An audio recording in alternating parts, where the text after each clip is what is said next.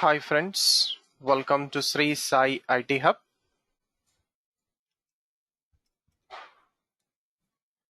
In this video of Core Java Programming, we are going to discuss the following topic: LinkedHashSet class with generic collections in Java Collections Framework. So first of all, we'll understand what is Java Collections Framework.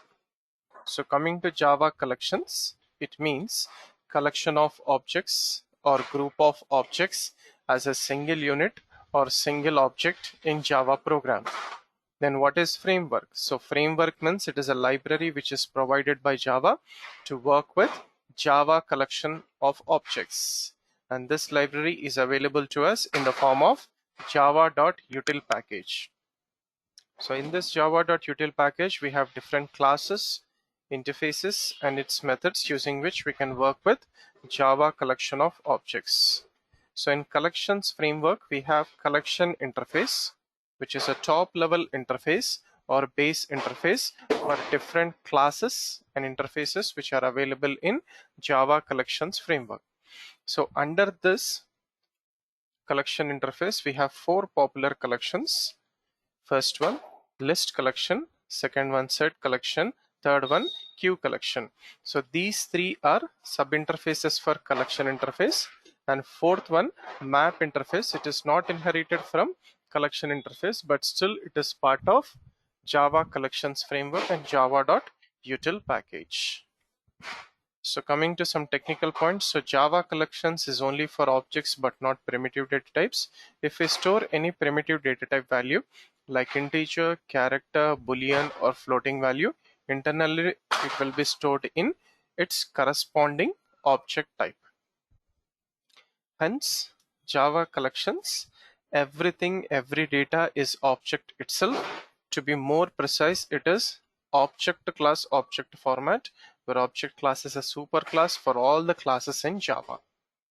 So now coming to LinkedHashSet class with generic collections.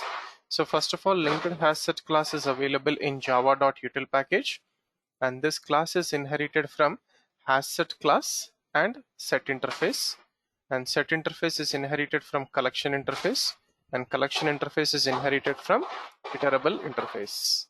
Right, so if you see the description of the class, it goes like this: open the command prompt and issue the command java p java.util.linkedHashSet. So LinkedHashSet class, it is inherited from HashSet class, and also it is inherited from set interface, and then set is inherited from collection, right, and collection is inherited from iterable. So this class is clonable as well as serializable.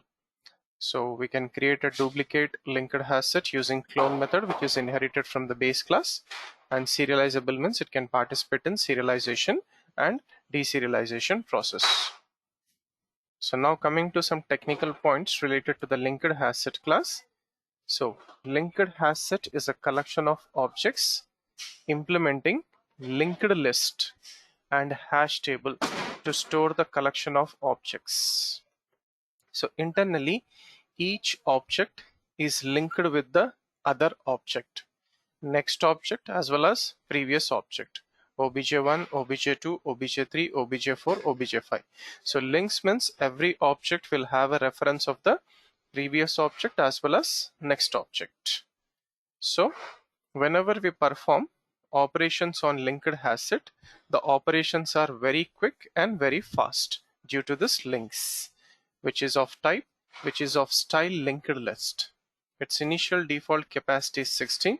Its initial default load factor is 0.75, which is 34. So load factor decides the capacity of a LinkedHashSet. So example, so initial capacity is 16. So 16 into 3 by 4 is equals to 12. So when we add the 12th object, automatically the capacity will become double. So 16 plus 16, it will become 32. And in LinkedHashSet, we don't have indexes to the collection of objects. In LinkedHashSet, it does not accept a duplicate object, but order of objects is preserved in LinkedHashSet. So it will preserve the same order in which we are adding the elements into the linked hash set, and it accepts null values, only one null value, no duplicates. So coming to the constructors and methods. So in the description of the linked hash set class, right, so we are going to use the default constructor with the initial capacity of 16 and load factor 0.75, which is 3 by 4. And then we are going to use the base class method, which is hash set. So coming to the base class method, we are going to use add e. So here e indicates it is a generic parameter which is passed to the linked hash set, and it decides which type of objects need to be stored into the linked hash set collection. So add e, and then we are going to use iterator cursor using iterator method, using which we can access all the elements of the linked hash set. And this iterator cursor is also a generic cursor, right? So now coming to linked hash set class with generic collections. So generic collections feature was introduced in JDK 1.5. So using this feature, it allows us to store collection of objects specifically with respect to their data type, and internally it will be stored in its corresponding data type object using wrapper classes, and then it is done with the help of generic data type or parameterized data type. And whenever we are creating the object of a particular linked hash set collection class, at that time we pass the generic parameter or generic data type using diamond operator, right? So by default, all collections classes and interfaces are generic collections compatible, right? So in the description of the linked hash set class, e, so e with the diamond operator, so less than and greater than symbol is called as diamond operator. It is a generic parameter. So if we see how to create an object, so linked hash set followed by diamond operator, integer, object reference variable, assignment, new, linked hash set, integer in diamond operator. So this linked hash set accepts only integers into the collection. So into this LHS we are adding 10 integer, it is valid, adding 20 integer, it is valid, and then adding Java, which is a string. So this is not valid, we'll get a error. Next, for accessing we don't require any typecasting. So whenever we are accessing the elements of a linked hash set using the iterator cursor, whose reference is ii.next, we don't require downcasting. Directly we can store that in our required variables and use it in our program. So the main advantage of generic collections is checked collections. It will check for that specific type of data and store the data into the collection, and type safe collections. So no need of downcasting whenever we are accessing the elements from the collection. So here JVM automatically performs auto boxing whenever we are storing the data in the collection, and auto unboxing whenever we are accessing the data from the collection, right? So now coming to program linked hash set class example 6.java, right? So let us take a new page. So first we'll write the comments, program to demo linked hash set class with generic collections.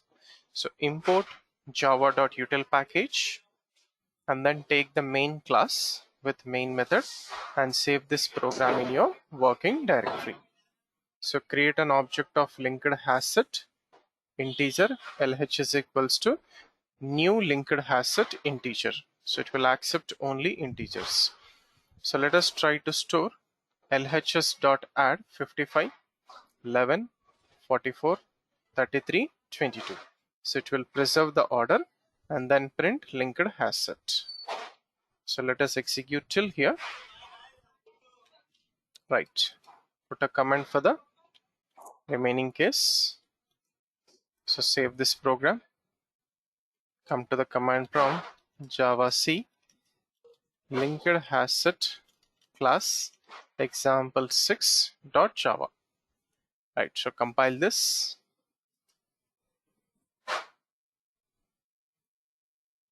No error. And then run it. So order is preserved 55, 11, 44, 33, 22. So let us try to add a non-integer Java, which is a string. Save, recompile, we'll get an error. Incompatible types. String cannot be converted to integer because our collection is a generic collection which accepts only integer. Right. So don't add this. Save it. Recompile and run. Right. Java LinkedHashSet class example 6. So 55, 11, 44, 33, 22. Right. So now let us try to access the elements of a LinkedHashSet class using iterator cursor. So on LinkedHashSet class, I'm calling iterator method whose type is iterator cursor, and this iterator cursor is a generic cursor which will access only integers from the LinkedHashSet collection. So its reference variable is II.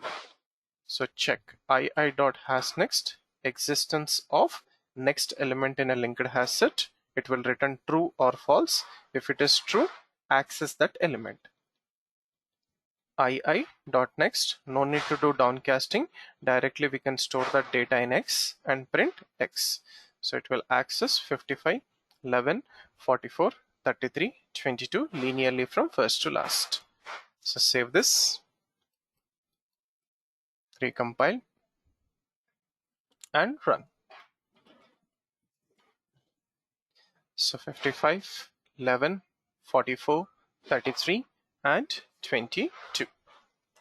So this is how we are supposed to work with LinkedHashSet class with generic collections in Java collections framework. Thank you for watching this video. Do like, comment and share this video, and also subscribe to the YouTube channel Sri Sai IT Hub. Have a nice day.